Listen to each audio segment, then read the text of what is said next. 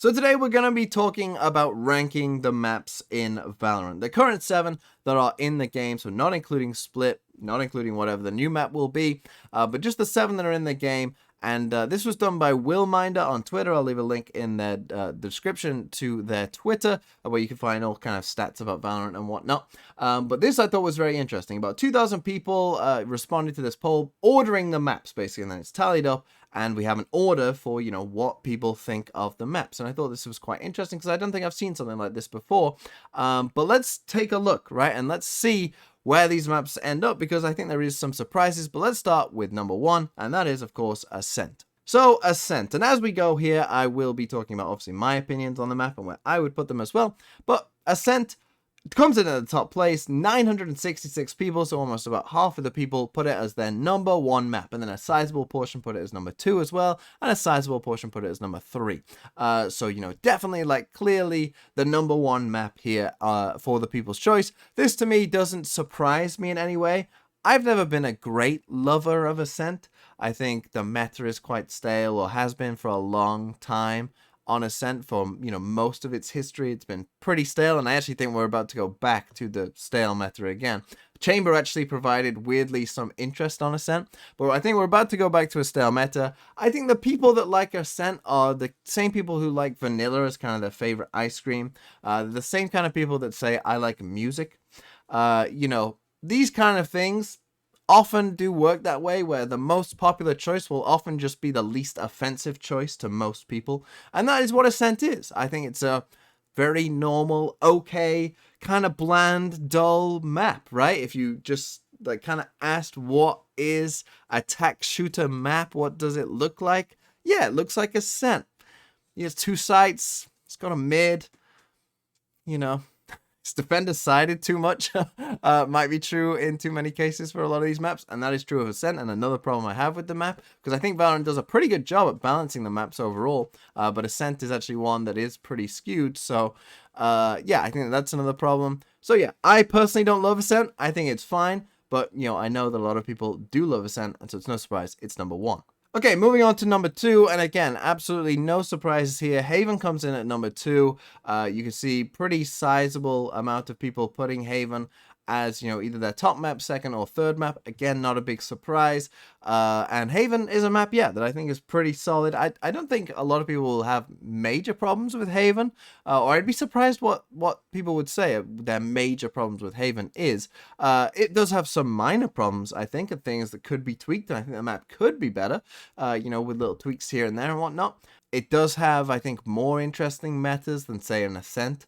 And there are different ideas and different agents that you can try on Haven, a bit more than you can on some of the other maps.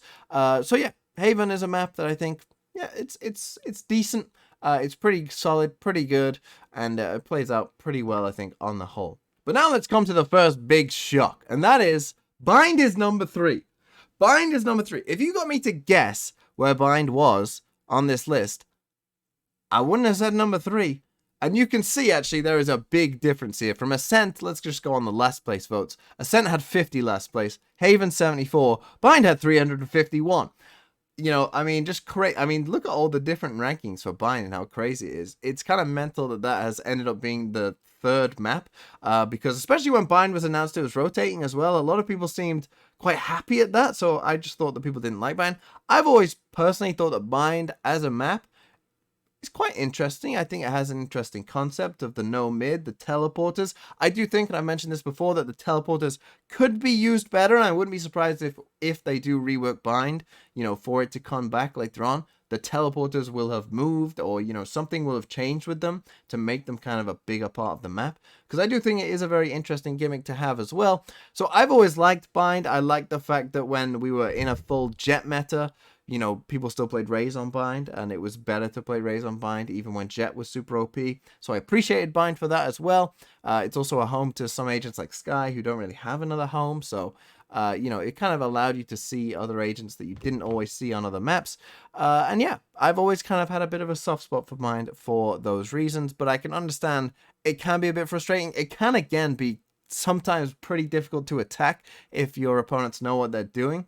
and you know there's some very small choke points and whatnot, and so you have to play in a bit of a certain way, and so I can understand why people might be a bit frustrated with bind as well. But now we come to number 4, which is Icebox, and those of you who have watched this channel long enough know that I absolutely despise this map. I hate the map, always have done. I think it's just a bad map. Large parts of the map barely get used because it's not well designed, and they tried to even fix some of these problems, and it didn't change anything at all, and the map is still very boring to watch. I think very boring to play, and yeah, that's Icebox for you. And so to these 188 people who put Icebox at the top of the list, or if you are watching this and you would have Icebox as the top map in the game, please leave a comment down below so we can try and understand what is going on inside your head. Because I genuinely cannot think of one reason, one redeeming quality of Icebox. Maybe you like snow? I don't know. Maybe you didn't understand the question. I really don't know. Let me know, though, if you have Icebox as your favorite map, why on earth you do. And I hope that just everything is okay with you if you do have Icebox as your top map. Okay, moving on to 5th place, we have Fracture. And this isn't a big surprise to me. I personally really like Fracture, and let me explain why. I would actually put Fracture as number 1. Not necessarily just because of the map itself, but actually probably more so because of the concept, the idea behind Fracture. Because Fracture was a pretty big risk, I think, by the map designers and the devs here at Riot, because it's a very different map. And that's actually why I think a lot of people don't like Fracture, is because it is quite different, right? You can't play it like the other maps. You know, you need to be at least somewhat contesting space on the defensive side for Fracture. You can't just sit on the site and wait for them to come, because you will get destroyed. And that played out, you know, when Fracture first came out as well. You know, we saw incredibly high attacking win rates because people didn't understand how to play the map. And I think, you know, as we've gone forward, more and more people are starting to understand the map. But because it is a bit different, I still feel like people don't like the map because it is different to the others. But I appreciate the devs taking a risk, you know, going for something that could have honestly been a complete disaster. But Fracture, I don't think, is a disaster. I think it is a pretty solid map. I think the changes they made were pretty good as well. And so overall, I've always appreciated the fact that the devs took a bit of a risk with Fracture, but it actually turned out okay, and we ended up with a pretty decent map, in my opinion. But then we come to another big shock, which is Pearl is at 6. Now, this to me is a shock, and kind of, it must simply be that people don't like new things, right? People don't like change. You know, the top 4 maps on this list are the oldest 4 maps on this list. So that perhaps says something as well, that, you know, maybe in a year's time, Pearl will just move up because it's older. Probably will, to be honest. And I'm kind of shocked that Pearl isn't like 4th. In a year's time, I would very much expect Pearl to be like the 4th map. You know, just kind of very meh, very kind of mid, you know, and just kind of like, yeah, an okay map. Because that's what Pearl is to me. You know, there's no gimmick on it. It's okay. Not a lot of people had it as their favorite map, which I can understand. But this to me would appeal to, I think it should appeal to, you know, those people who like vanilla, who like music, right? It's just kind of it's there, you know, it's okay. It's there. Play on it. It feels okay. That's what Pearl is to me. You know, it's very, to me, Pearl is very much like Ascent, where it's just kind of like, it's okay. And so I'm surprised it is so low down. It simply must be that it is new. And then finally, in last place, we have Breeze. No massive shock here. Obviously, it will be rotating out. Breeze, to me, is kind of like the girl in the film who wears the glasses and ties her hair up. And then later on in the film, she takes the glasses off. She puts her hair down, and all of a sudden, she's attractive. That's what Breeze is to me. But we're still waiting for the glasses to be taken off. Because with some changes, I do think that Breeze could be very good. I think the A site, I think Halls is very interesting. I think the different ways you can get to the A site is quite interesting. But right now, there really isn't too much of a reason to just not go straight through A main and through Cave, because it's easy enough to do. You know, you can get the spike down fairly easy. So you don't really need to go into those other parts of the map. Mid can be a bit tricky, I think, as well for a lot of people. There's a lot of angles going on there.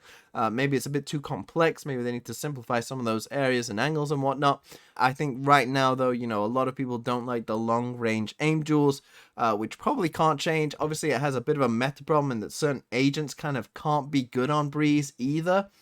Because of those range requirements, right? And so certain agents are always going to be better than others as well. And so that was the list of maps. If you're very quickly wondering, this is where I would put the maps with none in S tier. S tier to me would be like a perfect don't change the map at all.